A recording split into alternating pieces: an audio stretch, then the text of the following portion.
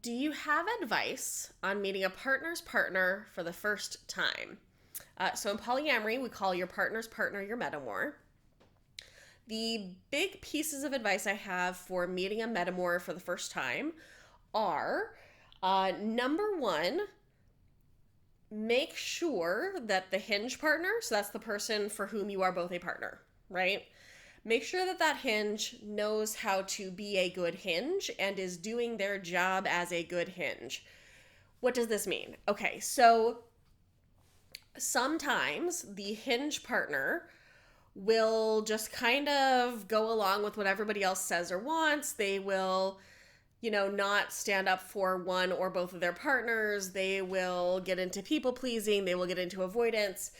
And if you're meeting your metamor for the first time, this can create a lot of awkward situations or situations where stuff can go very wrong very quickly. So double check with yourself about how is this person at being a hinge? Are they good at it? Are they not good at it? What are their issues? Second big tip would be figure out where to meet that's going to feel as comfortable as possible for everybody involved. Some folks really like to meet in public. For some folks, that feels really intimidating and they'd rather meet at the hinge's house. Figure out a place to meet that's going to feel good for you and for your metamor and for your hinge. Another big tip, they're just a person. I think in our minds, a lot of times our metamors are these perfect deities who are the hottest person ever and the person our partner likes the most and whatever. They're just a person like you. And in fact, if your partner is into them, it's highly likely that the two of you will have a ton in common because the same person is into both of you. So don't be surprised if you actually get along super well with this person. Don't pretend to be someone you're not. It's another tip. Be who you are, be honest to yourself. That doesn't mean be the brashest, turned up to 11 version of yourself necessarily, but don't pretend to be someone else. Don't try to be the person you think they want you to be. Be who you are. Another tip is to clarify expectations. So talk to your hinge about, are you allowed to give them a hug and a kiss when you all three get together? What kind of PDA is allowed? What kinds of names are you allowed to call that person? Who is that hinge going home with? Are they going home alone? Are they going home with one of you? How is that being handled?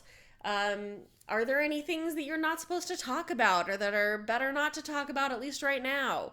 Are there any topics that would be particularly touchy for your metamor? Ask about how you can make sure that you are being respectful to your hinge partner and to your metamor in a way that still feels like it's being genuine for you and not limiting you in what you want to do or say.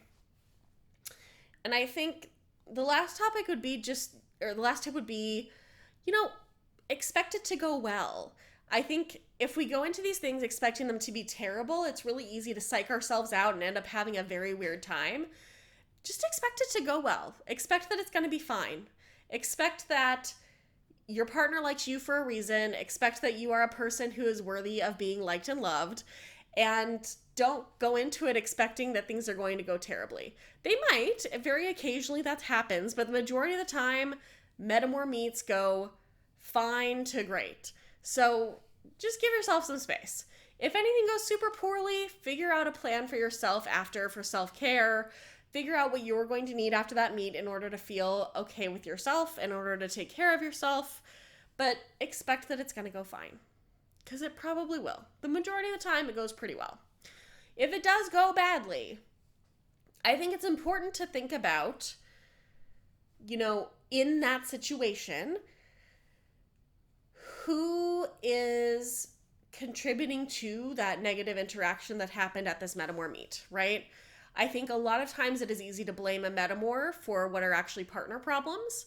And so just be aware of, if you're in this place of my metamor was terrible, all of these things, just take a step back and think about am I blaming my metamor for things that are actually the responsibility of my partner?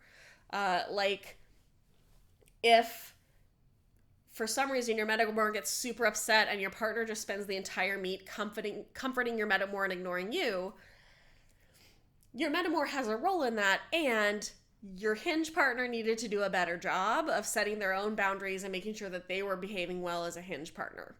So just be aware of whose responsibility is what. How are you going to handle it moving forward?